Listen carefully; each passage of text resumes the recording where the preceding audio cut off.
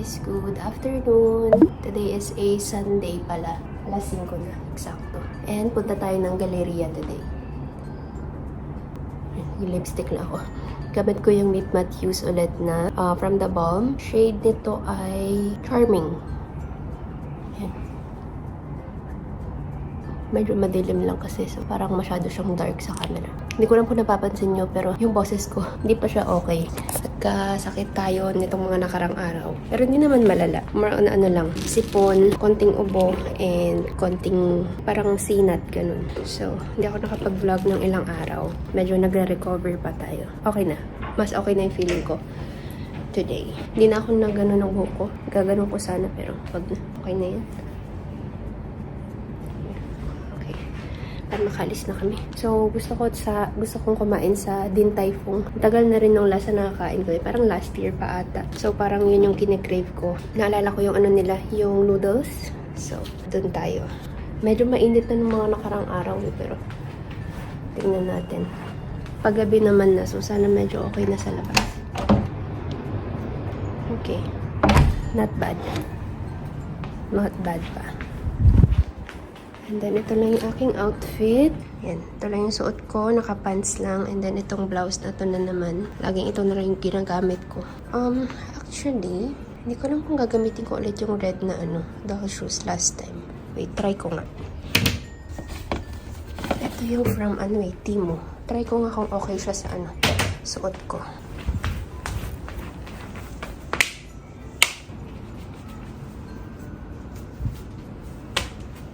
Ay, parang ito na lang. No? Tapos sobrang comfy din kasi niya. Ito yung ginamit ko last time eh. Nung nag-galleria din pala nung nakarang araw. Kailan ba yun? Monday? Tuesday? Ayan. I think yan na lang. Tapos, ito yung bag natin. Okay? Let's go. Okay, brother ka ulit. Nandiyan lang sa baba. Tatawid sana ako pagdating ng Starbucks yung pangilip. Okay naman. Okay naman. Mas okay ito kaysa dun sa nakaraan. Sa malayo. Yeah.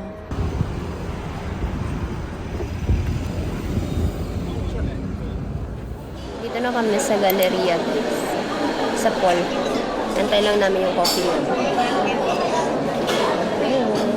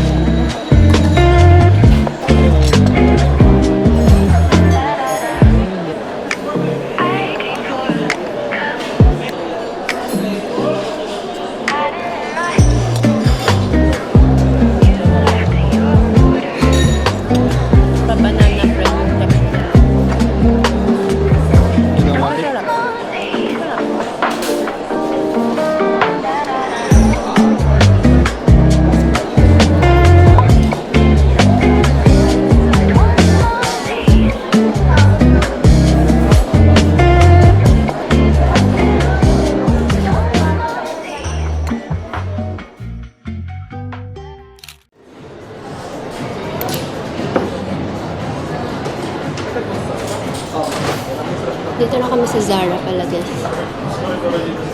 Kaamoy-amoy lang ako ng mga pato. Kasi hindi ko siya maamoy kung maayos.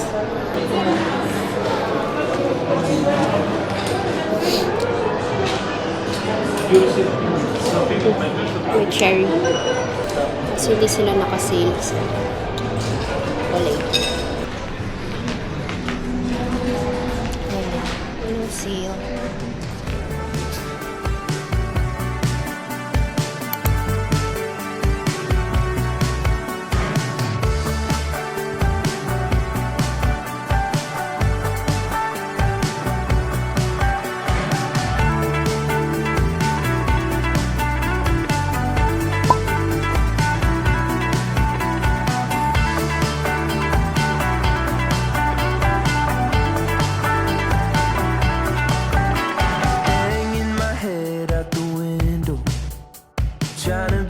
Kid again. Hard to swallow rainbow ice cream, knowing it's just vanilla flavored in. You tell me that you'll be here when the summer starts to fade away. Bless my heart, hope to die, but I know.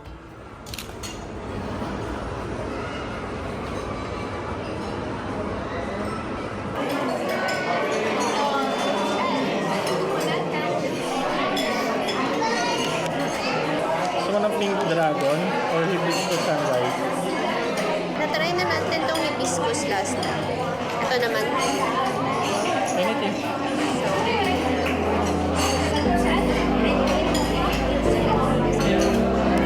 Double check.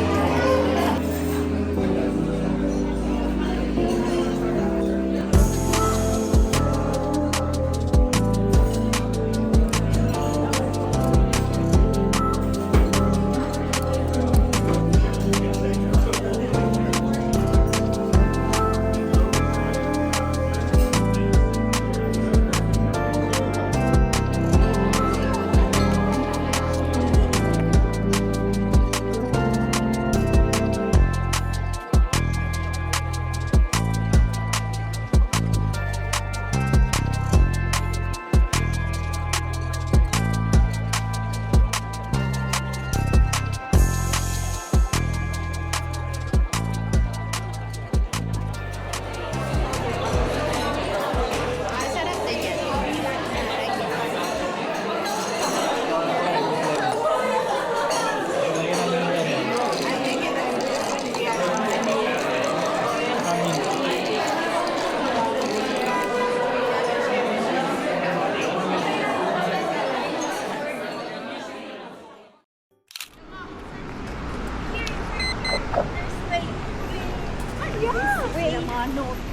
Kalabas na kami ng galleria, guys. Check lang natin tong bagong ano. Pero hindi siya super bago, pero yeah.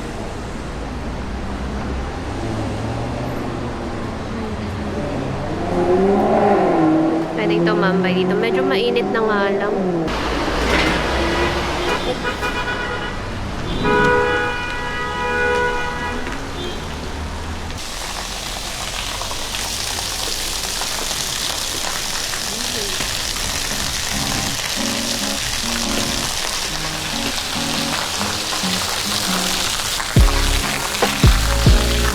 Ay, nawala.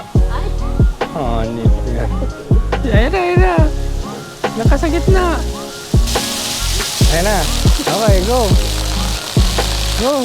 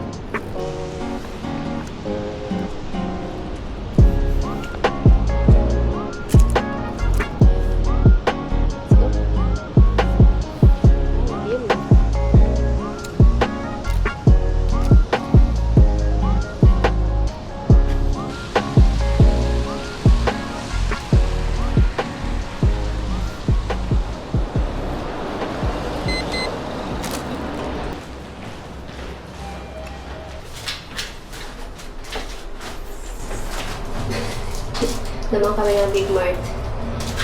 Para sa tinapay, sana lang. Kaso, may saba. Ano si Pen? DI. Minalita agad nung nakakita ng saba. Ilang buwan na hinahanap ang saba. Sa wakas, meron na din. Ano? Water. Okay, we're home. I-haul lang natin tong mga nabili namin sa Big Mart. Wala ko nabili sa Galleria pala. So, ito na lang i-haul natin. Sa Galleria, may mga sale naman. Pero, yeah, hindi masyado. Like sa H&M, wala akong nakita. Pero last time, sabi nila Jane, dito sa may WTC, ang dami nilang nakita. Depende sa branch siguro. Sephora, I think meron din. Pero hindi ako pumasok kasi, alam yun, ang daming mag-aalok sa'yo. So, as an introvert, medyo hindi ko siya kinakaya. Kaya pag nagtitingin-tingin ako sa online lang madalas, yun, kahit nagustuhan ko sanang mag-check-check lang, alam mo yun, gusto ko lang magtingin-tingin sana. Kaso, ayun nga, ang daming mga nag-aalok, ang daming lalapit sa'yo.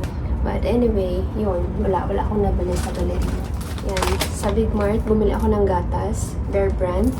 Inom ako mamaya. Coco Mama na naman. Magluluto ako ng bilo-bilo. Bukas siguro, try ko. Kasi finally, meron ng saba. Sila Jane ang nagbalita nito. Kailan ba yun? Nung galing kami kanila, Jonah. Last week ata. Nung kumain kami sa bahay nila. Tapos yun, nabanggit nila Jane na naghahanap din sila ng saba.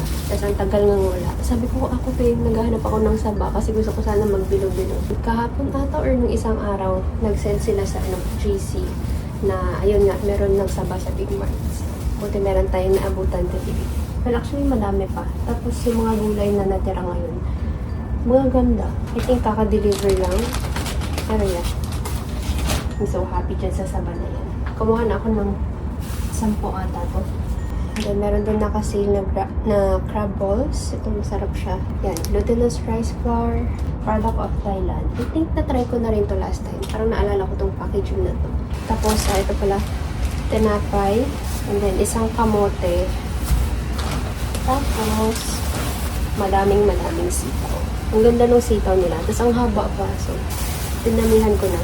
Magluluto ulit ako nung may, yung niluto ko last time. Yung ginger. Nakalimutan ko yung ginger. Sabi ko, magluluto ako ng may gata. Kailangan ko ng ginger nun. Oh well. Bukas siguro maba ako ulit. Anyway, yun. Yun yung mga nabili natin sa Big Mart. May sago pa kami. So, hindi na ako bumili. Yun lang naman ang kailangan. Glutinous flour, sago, kamote, saba, itong Coco Mama, sugar. And that's it. Yun na yun. So, kompleto na yung aking pang bilo-bilo. So, magluluto na ako ng bilo-bilo. Ang kulang ko yung langka, pero hindi ko na siya lalagyan. Tapos maglalagay ako ng konting vanilla mamaya. Ito lang yung ingredients na gagamitin ko for today. Yan, ito yung binili namin kahapon. Nag-check ako sa namin. Meron pa pala kaming glutinous rice. Andun. So, nabuksan ko na tong bago kanina. Naghanap ako ng lagayan sana. Tapos nakita ko yun. Meron pala dun. Meron pala kaming stock. So, oh well. Unahin ko na tong ating kamote. So, papalambutin lang natin to konti. Saka natin ilagay yung saging mamaya. Tapos, yun na. Sago. Tsaka ito. Ito mabilis lang naman to, diba? Sana maging successful tong niluluto ko. So, balak kong tapusin tong niluluto ko bago makauwi si Ed. Para sakto mamaya merienda namin. Nag-office siya today. Alright. Update sa ating kamote. I think okay na to. Medyo malambot na yan. So, ine-next ko na tong saging.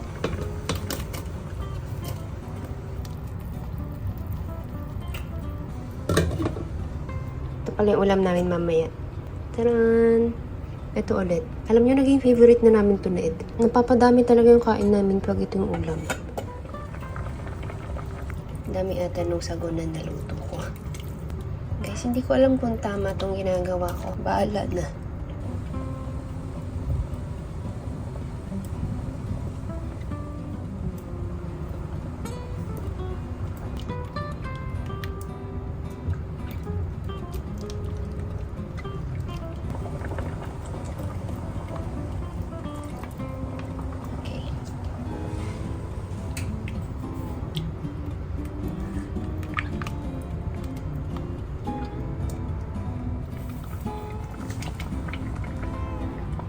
ko na siya lalagyan ng food coloring. Kasi usually, di ba, ginagawa nila parang purple, ganyan. Pero parang okay na ako na ganito. Alam nyo, lagyan ko na siya nito. Para matansya ko na yung ano, flavor niya. Like, mga ganyan lang muna. Ilang drops lang.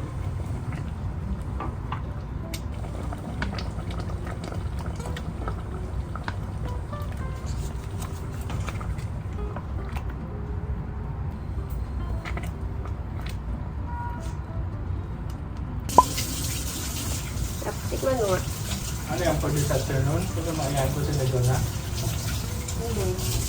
Hindi pa tamis. Andun tamis pa. Tapos na.